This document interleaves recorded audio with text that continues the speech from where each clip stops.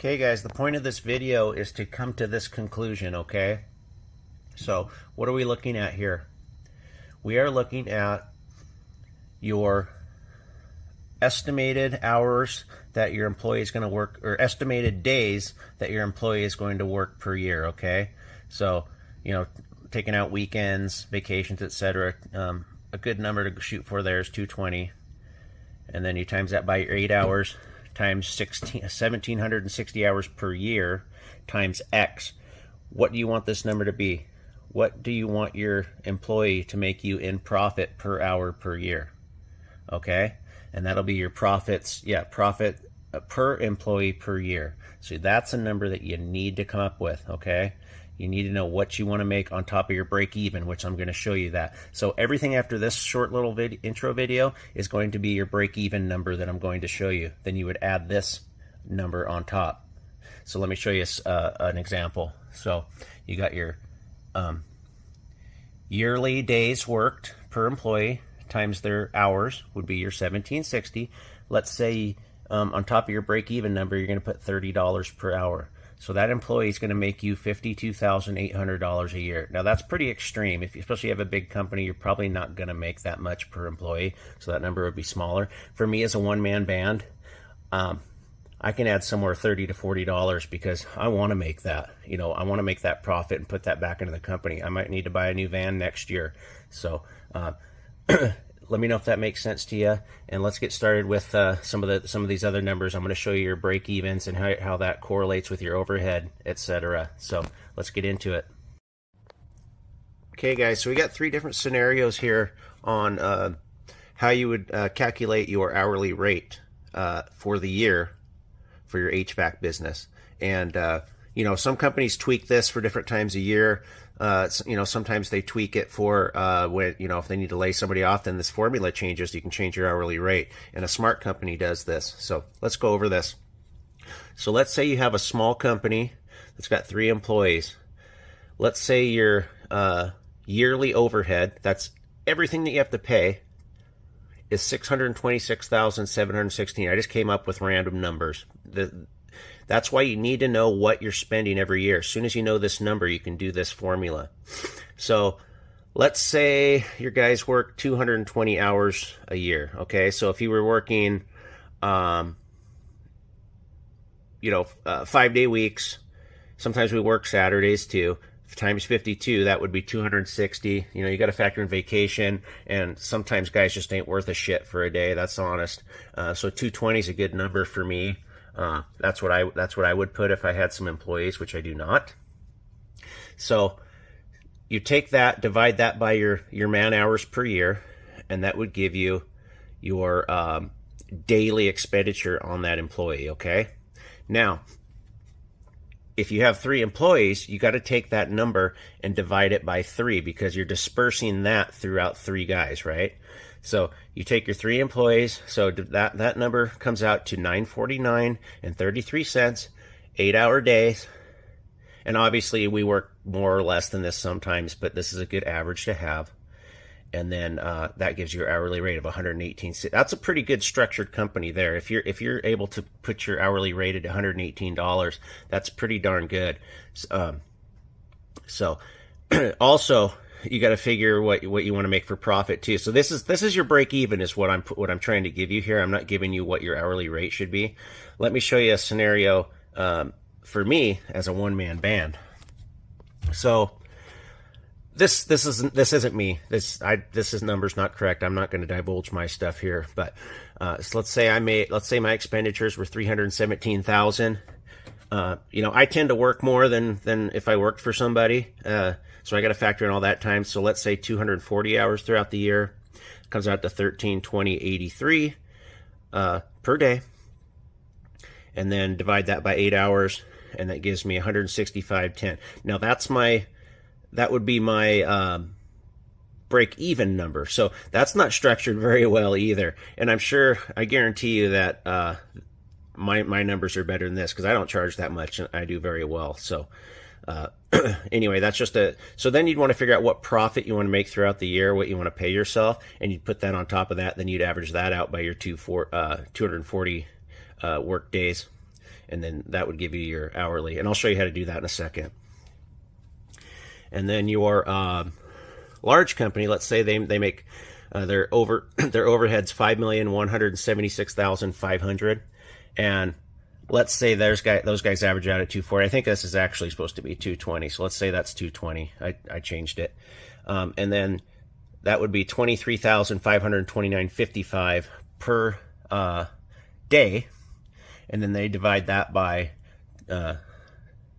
I didn't put it here. That's 12 employees, okay? I don't know. That's not really a large company, but larger, okay? So divide that by 12 guys. It'd be 1960.79. Divide that by 8 hours. So it'd be 245.09 per man hour. So this would not be a very successful company if that's how they were structured. Now let me show you how that changes. Let's say let's say they made a little bit more money and they had more employees, okay? And I'll show you how that changes their hourly rate, and that would be a better structured company. So let me show you that. Okay, guys, let's look at this large company again. So let's say they went through some retooling and they restructured their company and they were able to become more efficient, and that's why it's so important to keep your overhead down. So let's say their overhead burden per year is $5,576,231, okay? Let's divide that by our 220 days. So per day, their overhead is $25,346.50, okay? That sounds like a huge number, doesn't it? But I mean, for a company of 20, that can easily happen. Figure payroll and everything else, vans, gas, etc. So let's say they now have 20 employees. So they're able, their overhead didn't go up a ton, but they still have, then they have 8 more employees. So that's cool. Now they're going to make more money, right? So you divide that by 20, so that's $1,267.32 per employee overhead per day. So then what you do is you take that, divide it by 8, and now look what that did to their hourly rate, or their hourly break even, okay? So they figure out what they need to make on profit on top of that. That's after paying all the employees, doing everything, what goes into the business. So this number doesn't have to go up that much if you factor it out through a whole year. They're going to make plenty of money on profit to put back into the company, and that's why it's important for companies to be efficient. That way they can offer profit sharing and all kinds of other stuff.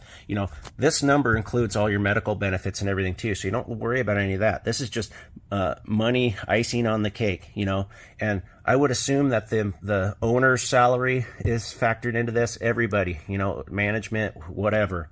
So just want to show you guys how that's done, and yeah, it's pretty cool. One-man band's slightly different. this number's, I'll do a different scenario for this at some point, but let's say this is me and I'm charging $165. I could probably up this to $200 an hour, and that's 35. So I'm just icing on the cake. I'm already paying myself, I'm making money. This is just profit that would be going back into the company. See how that works? So yeah, let me know if you guys think this stuff's interesting. I can get more into the numbers. I actually do some real world scenarios because I know what mine is, and I'll show you what I'm doing. I'm totally transparent about that. So let me know, guys. Thanks for watching. Hey guys, good morning. Seaton HVAC here. So in today's video, I'm going to show you 4 different scenarios here on company size, and why it's important to keep your overhead down and make the company more profitable and pay your employees more money. So let's start with the first one here. So a 3-man or woman company, just a small little company. I'm going to show you that scenario. I'm going to show you a 1-man band, 1-woman band company, 12-man company, and then a 20-man company. How that overhead factors into your hourly rate, your break even, basically. So that's what I'm showing you. I shouldn't put hourly rate there. That's your break even number that you need to make per hour. So I'm going to show you all 4 of these scenarios. So what's important when it comes to keeping costs down, making your company more profitable, and making it more money, and your employees more money. So efficiency is most important. Everybody must be efficient. That's, all these guys think that their boss is being a jerkwad, but honestly, if you're efficient with your work and aren't wasting time, you're going to make more money. That's just the way it is. I've owned 3 or 4 businesses, so I understand it wholeheartedly. It's not me being a jerk. It's just the way it is. So that efficiency equals lower overhead, okay? Sorry guys, got distracted by the little one. Every time I do a Saturday video, that happens. So efficiency equals lower overhead. Okay, we're trying to keep those costs down as far as just, you know, things breaking. There's all kinds of factors in an HVAC business. You know, trucks breaking down, you know, make sure you get the oil changed.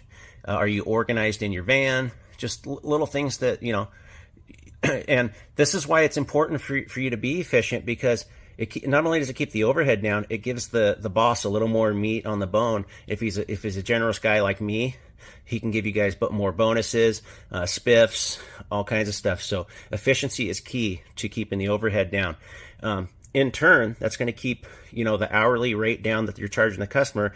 It's going to give you more business. So I'm going to break it down for you, how, you know, these 4 different scenarios, and show you why it's important to be efficient and keep that overhead down, because it keeps your hourly rate down, which is very important for getting more business. Doesn't mean you're cheap, it means you're efficient. Okay, so let's go over that right now.